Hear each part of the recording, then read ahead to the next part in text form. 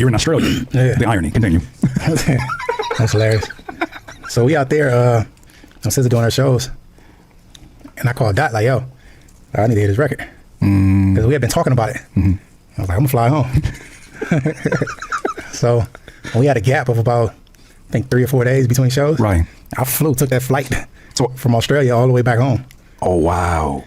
Went to the studio, he pulled up on a Room Full of Mirrors session. Yeah. He pulled up, I played the whole Room Full of Mirrors album first. Yeah. Then I made everybody leave. You made it. Yeah. No pushback. I know folks had their ear to the door or something. It was funny. Everybody left right when the booth. Yeah. Huge booth. And he played me the joint. It was playing through the earphones in the booth. Oh, so they could, oh, wow. Anyway. So they had to act like they didn't hear nothing. Like, Yeah. oh, wish I could hear that record. Right. There was rumors that there was an 18-minute version of that. Had you ever heard anything about that? I don't know the length, but it was definitely longer. Really? It was it was definitely longer than the version that the world got. Yeah. So it was a lot of stuff that didn't make it on there. What perspective can you give us about? Look, he over here tripping out. That longer version is probably gonna leak. I mean, Tupac had a longer version of "Hit 'Em Up," and an unredacted one where he was calling out other people, right? Where I think he does Jay-Z and shit like that. Y'all remember this version? Like, I think it leaked eventually. Tupac longer version of "Hit 'Em Up." This is Jay. I wonder why did they take. I definitely want to hear the longer version. Ooh. I definitely want to hear the longer version. Hopefully, it does come out eventually. Hopefully, it does come out eventually. Out him dissing Jay.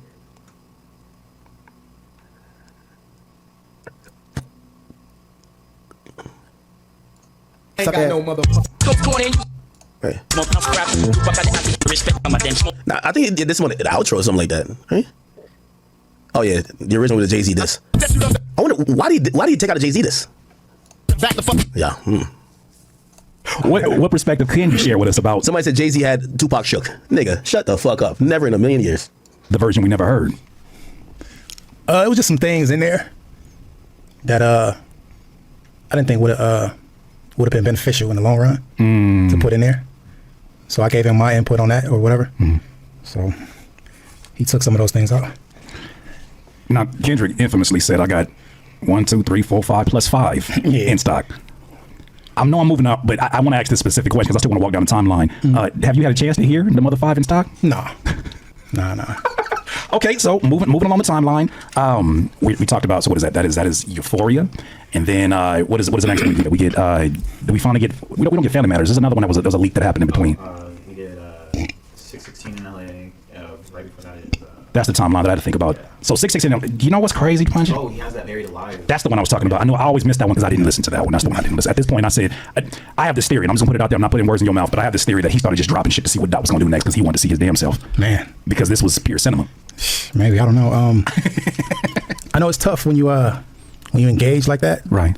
To deal with silence, because silence become a whole different enemy. Right. That's Absol calling, by the way. Yeah. Should I go ahead? You mind? Nah, for sure. Hello. Hello, Absol. Here we go. Look, God, you know that I'm a work in progress. I just gave you Mr. Morale, which to me now, in perspective, in retrospect, feels like almost like a purging before engaging in such a thing as this.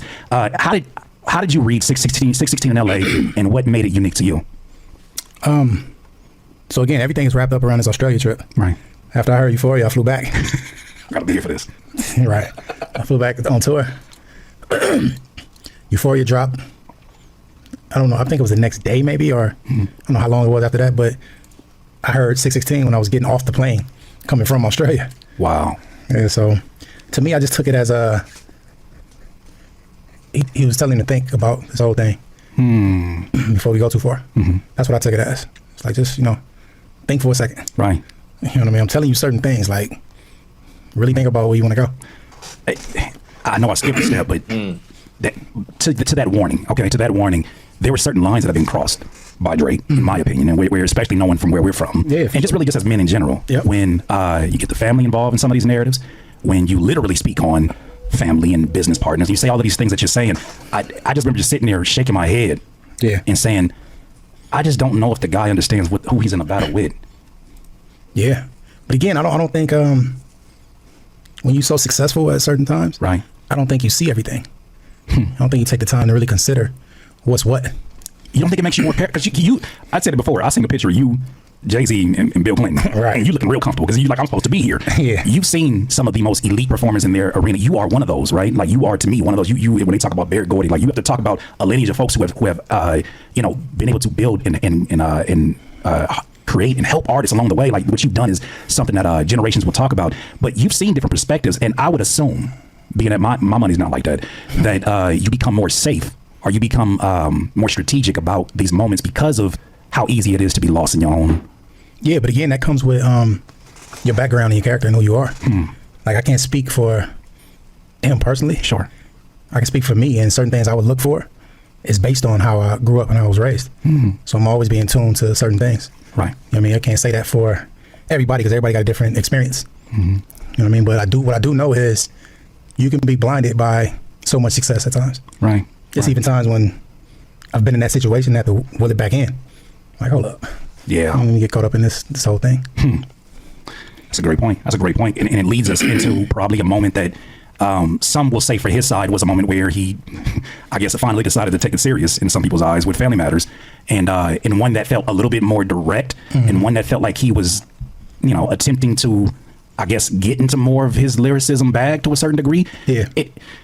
The thing that struck me about that song, because shout out to my dog Stevie Crooks. He always says like, the problem with the audience is that they get too quickly hypnotized by a beat. Yeah. And they don't really necessarily pay attention to the things that a lot of us are paying attention to, and they don't see what the substance is. I listened to that and I was like, all right, here we are now 4 songs in, and we're talking about Buried Alive, and he still hasn't done the Drake thing. Yeah. There's no singing hooks. There's not even a back-to-back or a charged up situation. There's no club records.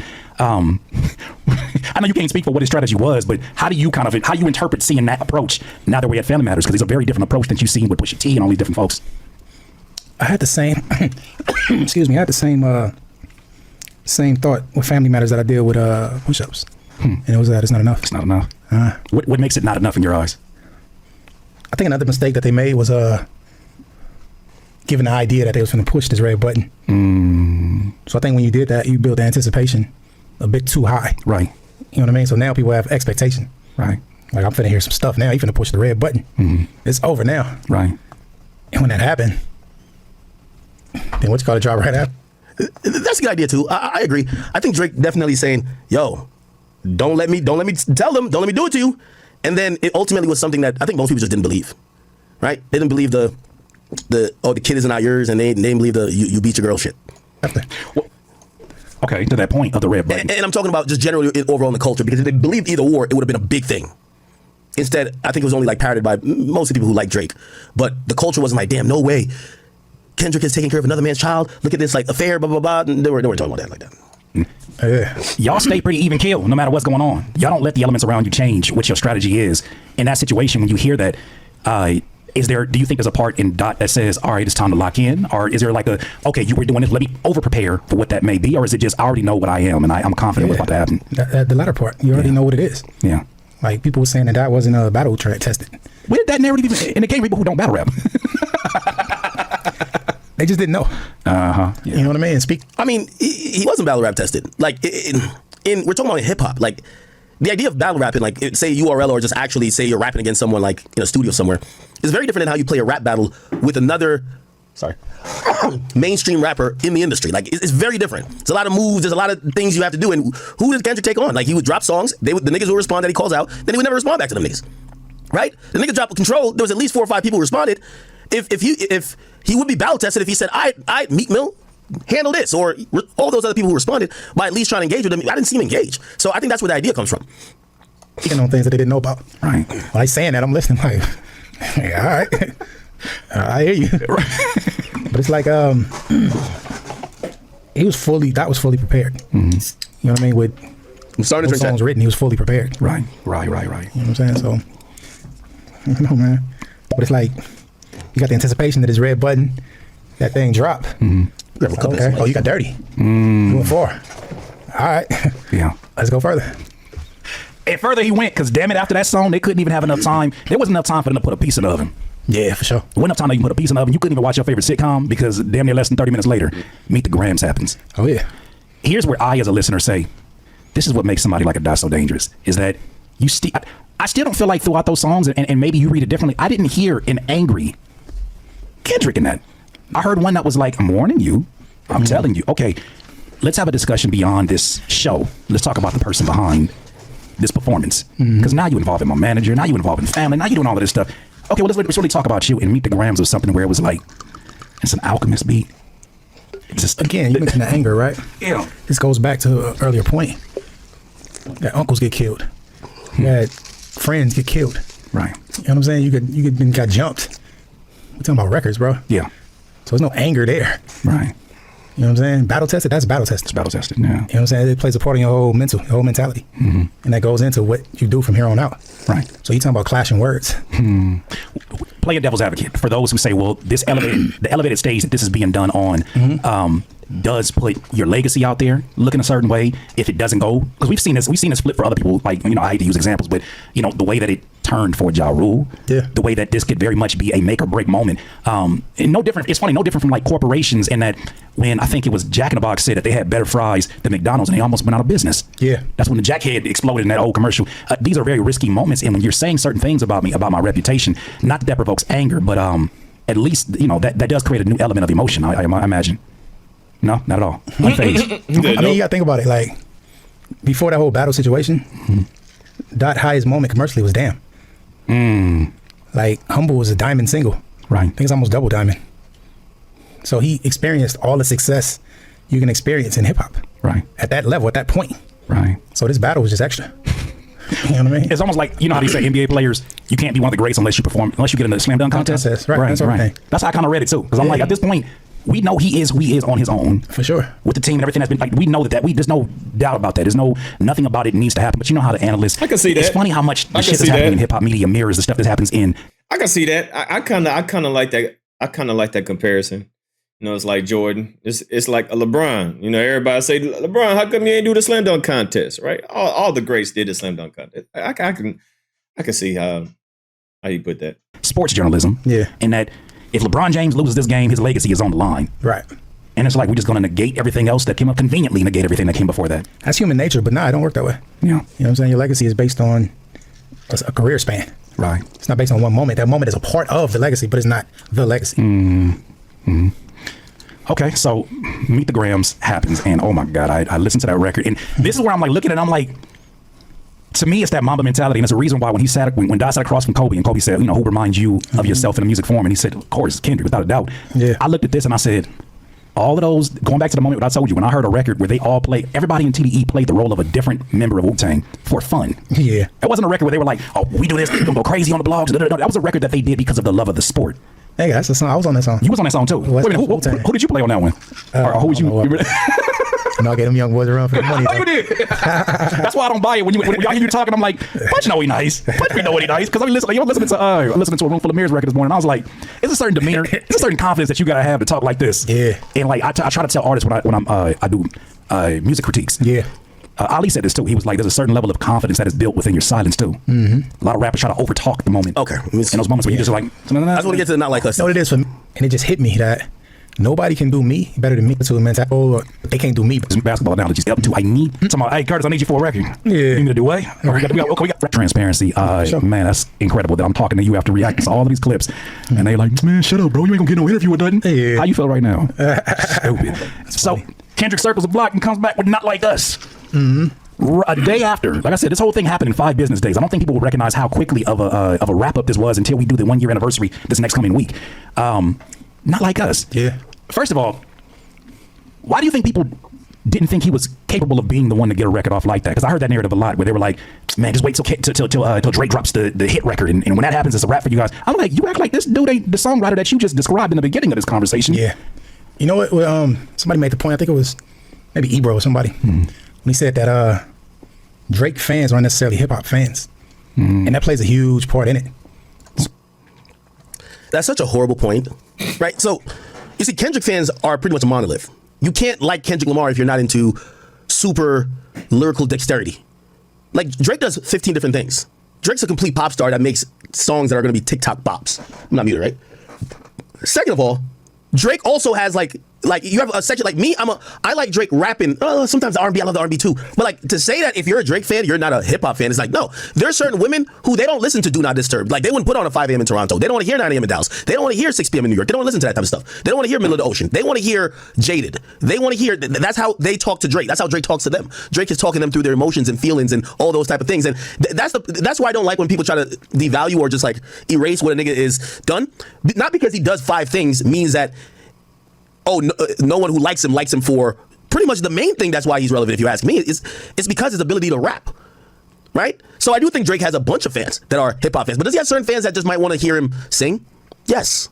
Hear him do R&B? Yes. People who they're like, oh, I like Drake, but they'll play, it's like older people, they'll just play like Hotline Bling or something. They'll play a pop song of his. Yes. And do those people not really give a fuck about his rapping? Yes. But is there like hordes of people who listen to Drake and want him to even rap more? And actually, I'm one of those people who criticism of him over the years has been like, bro, you're starting to kind of, remember I said even with First Person Shooter, I was mad at Drake. I said, Drake, you've never let J. Cole wash you ever.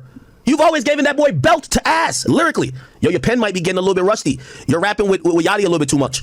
Because I've always known Drake rap with the best of them and always out rap. I'm telling you, Drake gave Kendrick a beat too. Any collab Drake did with Kendrick, I always thought that Drake outdid him lyrically. My personal opinion, y'all can weigh it. But the idea that if you like Drake, you're not a hip hop fan. Well, why would Drake get his biggest come up from being hip hop then? If hip hop fans aren't his core audience or aren't the people who like him, why would he do hip hop? Anyway. So a lot of the talking points and ideas is not based on hip hop, but it's based on love for Drake. Damn. You know what I'm saying? I can agree and disagree with a little bit.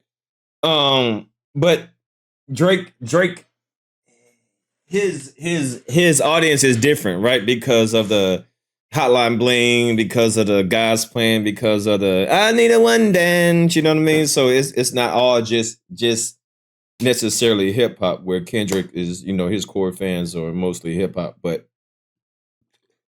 I can agree and disagree at the same time. So I could see both sides. But the reason why Drake is Drake, because just like Akademiks said, he makes these pop songs that is not just for black people. It's for everybody. It's for everybody. The God's Plans, I Need a One Dance, those type of songs, Hotline Bling, those type of songs that, go through different cultures, not just hip hop, So I can agree with both sides a little bit. And so it's like, if we love hip hop and we have a certain, but those people that like Hotline Bling are not going to understand hip hop when it comes to this battle. So that's what Ebro is talking about. Like, this battle has nothing to do with Hotline Bling. This battle is about execution, lyrical ability, and the best song, right? So those fans are not going to give a shit about the battle. They just waiting on his next Hotline Bling song. So I can understand what Akademiks and Ebro is saying on that. kinship within that. Right. We're gonna be able to admit where our favorite was wrong at some point. Sure. You know what I'm saying? The other guy that ain't our favorite was better, or whatever that might be. He didn't have it that day. Right. That don't happen with a lot of Drake fans because they love him to death. Yeah, he can't do no wrong. And that's just it, which I feel that. Cool. Right. Great. But it's like, I think that's where that narrative came from, and it's based on back to back. You know what I'm saying? The song or the song itself? Okay. Drake's song, back to back. Right. That's when he got meek with that. Right. You know what I'm saying? And people was waiting on history to repeat itself with that joint. And that's why it's so funny when I look at some of the Easter eggs. He said, back to back. I'm gonna get back to that for the record. When I see things like that, like, okay, here's a question I have, because, you know, no disrespect to my dog DJ here, but he kind of like killed a lot of the conspiracy theories of like, when he said this, he meant this, and da-da-da-da, and da-da-da-da. Yeah. And he kind of was like, man, he ain't really on all that stuff. And I said, respectfully, Cap, because I've been around y'all and I've talked to y'all. Last conversation I had when I went to go visit even the homie Daylight, the casual conversations we have are not normal conversations, and I can only imagine what it's like in the family dynamic at TV. I saw some of these. Y'all are brilliant minds. Appreciate that, brother. I don't look at anything of this as accidental. So when I see some of these things, yes, sometimes when it's your time, certain things will connect.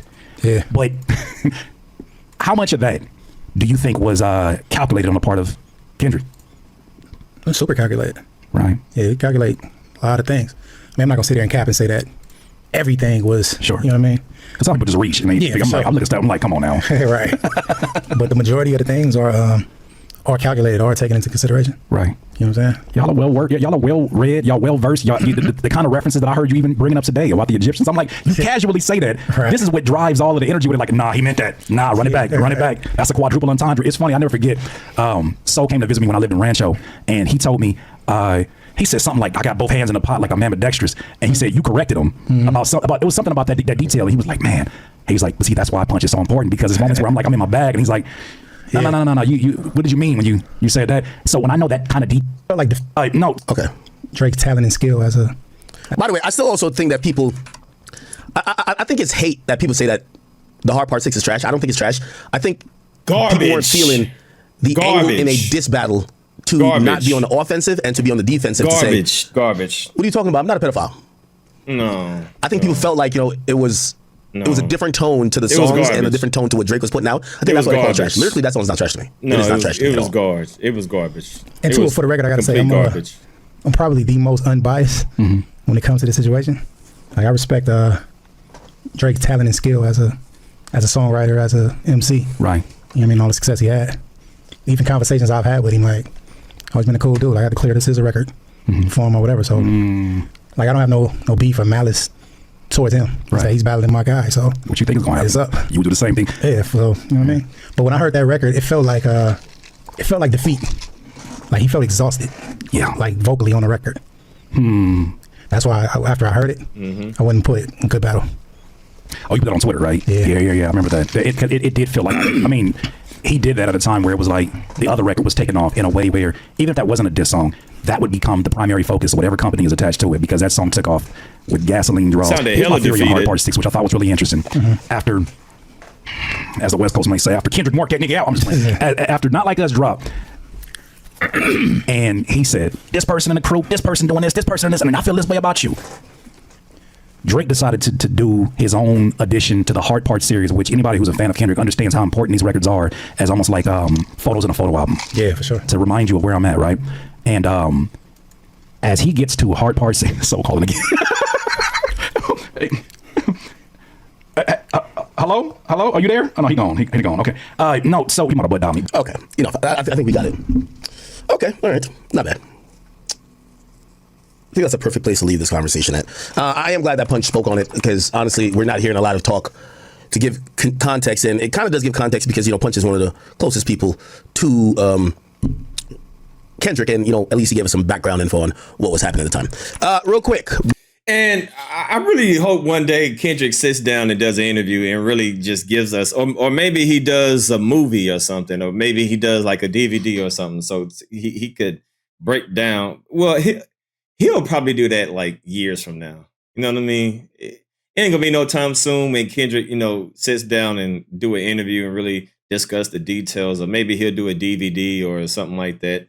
Hopefully he does explain his mindset during that time, and really or maybe he just want to leave it up for everybody to, conversate and to speculate. But I really do hope one day, probably no time soon, because he's on this crazy run. So it's no point in him doing it now. Probably like another 5 years from now, something like that, he'll probably sit down and, talk about it, once everything kind of settles down. And, because I think Jay-Z and Nas, they eventually, sit down and talk. But I don't think Kendrick and Drake gonna sit down and talk. Hell no. But I do hope one day he will break down, his mindset, and kind of highlight some of the things that made him do the things and why he did it in this fashion, and hopefully he can break it down one day. But until then, get ready for tomorrow.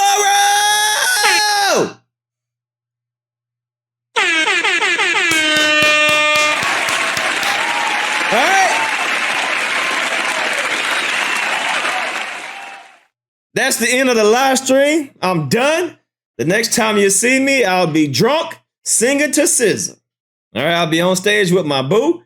Yeah, if y'all got any details of a pop out, if there's somebody said SZA gonna be popping out. If so, let me know. All right. So other than that, shit, I'm about to get up out of here. You know what I mean? I gotta map out how I'm gonna do everything tomorrow. I'm gonna be in the building tomorrow, man. So y'all stay locked and ready, man. The GNX concert. Damn D will be in the building. Me and SZA will reunite, and we will have a special moment tomorrow, right? And we gonna go live and all that stuff. So me and my boo, SZA, I see you tomorrow, baby. Okay. All right. So y'all get ready for tomorrow. Damn D will be in the building. GNX concert is going down.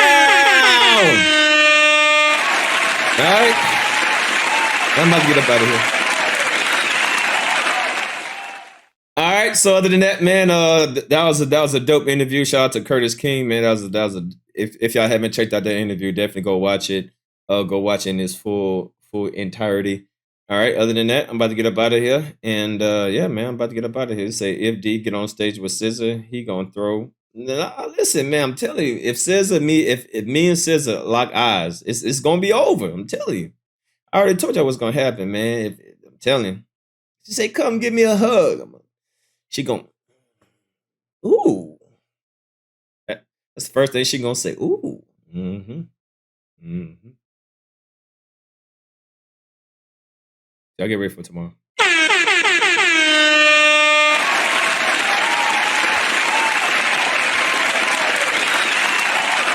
All right. So other than that, hey, lock it in, man. Everybody get ready tomorrow, all right? I need y'all to, you know what I'm saying, share it to everybody. Put it on your community wall. Hey, damn, these at the concert. Put it on Facebook, Twitter, TikTok, whatever y'all got, man. Share my live stream tomorrow. Man, this thing need to go. I need to get 1 million views tomorrow, man. All right? We got to get 1 million views tomorrow. This thing better go viral, all right? Because I'm going to do a lot of content tomorrow. So other than that, I'm going to get up out of here, and I'll see y'all tomorrow. Y'all get ready for tomorrow. Tomorrow, it's going down. Right.